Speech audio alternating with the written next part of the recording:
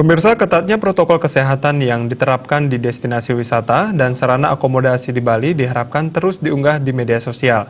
Dengan demikian, dunia akan bisa melihat bahwa Bali telah siap memasuki tatanan kehidupan era baru dengan menerapkan protokol kesehatan pada berbagai sektor termasuk pariwisata. Wakil Gubernur Bali Cokorda Oka Arta Ardana Sukawati mengatakan, unggahan ke medsos tentang ketatnya protokol kesehatan di destinasi wisata akan membuat dunia luar tahu bahwa Bali sangat konsen terhadap penerapan protokol kesehatan untuk mencegah penyebaran COVID-19. Dengan demikian, Bali dengan pesona keindahan alamnya siap menerima wisatawan dengan penerapan protokol kesehatan yang ketat.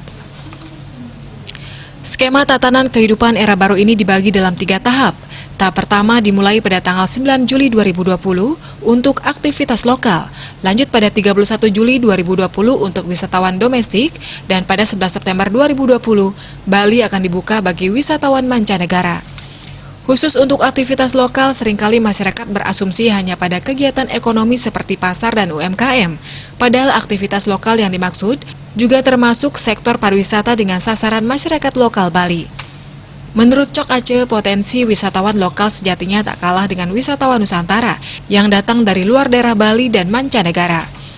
Baru-baru ini kawasan wisata Kintamani dipadati masyarakat lokal yang sudah sangat ingin berwisata.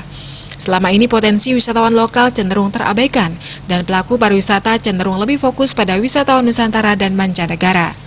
Sambil menunggu kedatangan wisatawan Nusantara dan mancanegara, potensi wisatawan lokal harus menjadi perhatian untuk digarap di tengah situasi pandemi yang kini belum sepenuhnya berakhir.